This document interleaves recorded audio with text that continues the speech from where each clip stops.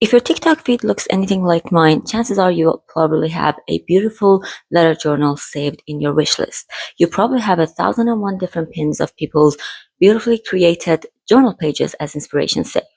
Journaling as a practice has existed for centuries, from reading journals to writers having journals to just diaries. It's become part of so many people's daily routine. And having different journals for like 10 different journals for 10 different hobbies can become a bit of a headache. And today, with the rise of letter journals, you still have 10 different journals. They just cost like $300 each. Hello, my beautiful people on the internet, and welcome to this corner of my room that I can actually film in. And yes, I have attached my mic to a little, I can't remember the name of in English, um, to film because I want to make sure that it doesn't just take the sound of my necklace moving and actually my voice. So I, like many others, have been obsessed with journaling TikTok. I've been watching videos of people like setups, ecosystems, all of that until recently that I realized something that made me take a little bit of a step back. And it's that watching all these perfect pages is making me actually not journal. And my second problem is that journals are just becoming another trendy thing to collect, and they're really moving away from what they first became popular for. Also, I have everything written over here, so if I look away, it's because of this. So first, let's talk about some of the positive parts. Journaling becoming such a hot topic on the internet is just another sign of how so many people nowadays do want to learn. Trends like this, or the personal curriculum, are all part of how many people are spending their time learning the things that they couldn't before or they didn't know they were interested in. And so many people actually finding their interest in their adulthood. It encourages people to reflect, to look inward, and to not just consume media, but actually have a purpose for it. It stops us from having social media as our only diary and our only memory keeper. In general, it invites thinking, and that can never be really bad. The problem starts when we are turning a very positive thing into something that should be aesthetic enough to post. I've been making journal personally since I was like 10 years old. I've been writing things down, recording stuff that I felt are worth recording. Just if I liked a movie or a TV show, a book, I just write down my thoughts or the quotes that I loved. And at first, and then I realized that so many other people do, and it's a trend, and you can find so much inspiration online. And I did. At first, it gave me so much inspiration and ideas. Then I realized that I stopped just writing down my thoughts on the art pieces that I liked because I felt like I had to make the pages visually appealing enough for an audience other than myself. And I stopped just writing down my feelings, and became worried about my handwriting in the notebook where I like jot down my traumas and everything that goes in my life. If you see journals like or notebooks from very famous artists and writers, they are nowhere near perfect. Most of them cross things out, they have terrible handwriting and other stuff. They all have a system that makes sense only to themselves. And that is the only audience that really matters to your journals.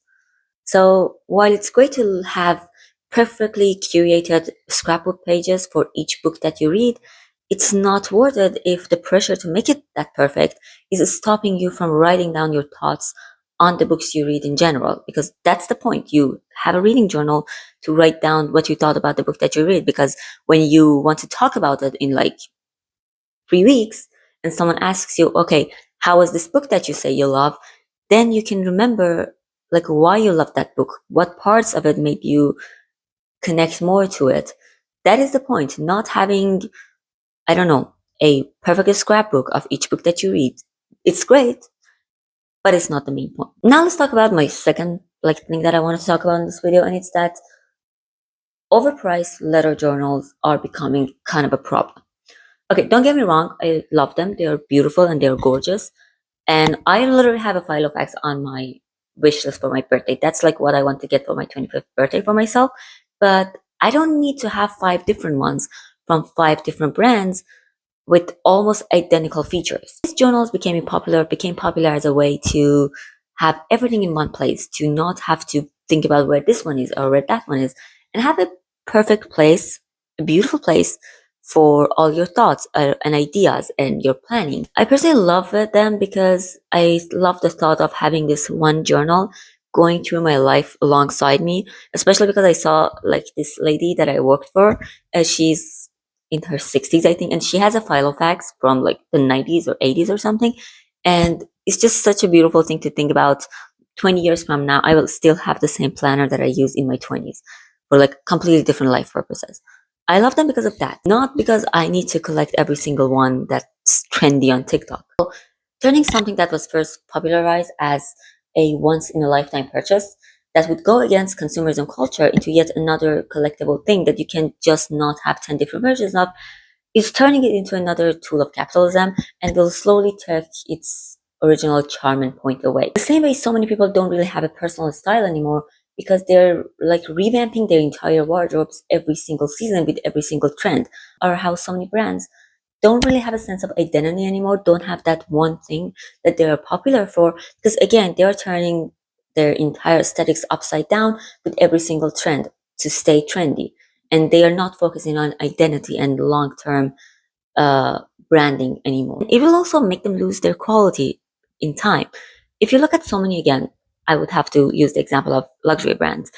They don't really have the same quality as they did before, maybe in the 90s or 80s, because they know that people will buy them anyways for the brand, for the status it gives them, or like the illusion of the status that they get by having this specific brand in their wardrobe, in their perfume, in their makeup bag. So many brands are now focusing on quantity just to sell rather than creating high quality products that will last long enough to be worth their price. I think it's going to happen with anything that becomes a consumerism thing, a trend, because nowadays I've seen on TikTok how one of these very famous brands is having really bad customer service because they know they will sell anyways on TikTok because they're popular, because they are the thing to have to be that girl, to be the cool girl, to be, I don't know, the downtown girl or whatever. They are something that you can just buy to have an aesthetic when you don't want to put enough time to create that character for yourself, I think. At the end of the day, it's your money. You can do whatever you want with it.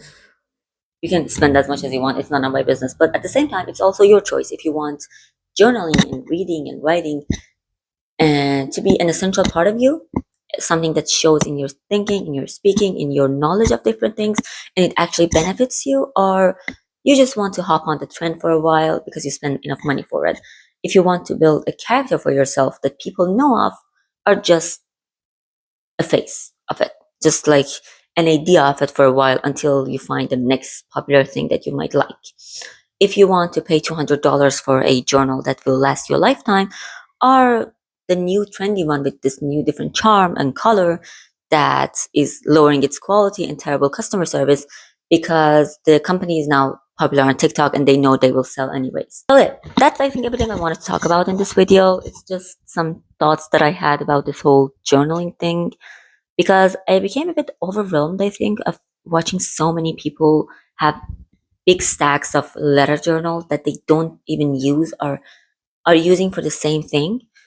And I understand like you might actually need as much, like five of them, but chances are you don't. So if you have them on your wish list for Christmas, for your birthday or whatever, look, just think about it again. Think about, do you actually need it or you just want to look like the cool girl? Because the cool girls at the end of the day, none of them are looking on TikTok to know how to be the cool girl. They are looking on TikTok, yes, for inspiration of thinking, for finding what they can learn, what they can create, different ideas of things to learn, or I don't know, outfit inspiration. It's important to take inspiration from social media rather than just copying it. It's great for inspiration, but if it becomes a copying tool or something that puts so much pressure on you that you stop doing the things that you would do before without thinking, it's not really worth it, and maybe you need to take a step back.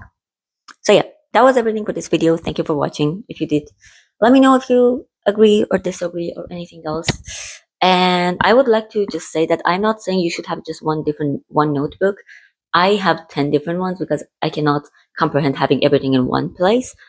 What I'm talking about is buying more than you need, because my three different notebooks can fit in one, I don't know, Paper Republic. I don't have it. It's too expensive for me. So I won't be needing three of them. And if I ever buy three of them, please roast and bully me in the comments or wherever I post that. My mic stopped recording when I was trying to film the video, like the saying goodbye part. Thank you for watching this video, and I will see you in the next one. Bye bye. Also, here's my outfit for uni. It's 12 p.m. I should be there by now, but I'm not. You're a woman with a brain and reasonable ability. Stop whining and find something to do.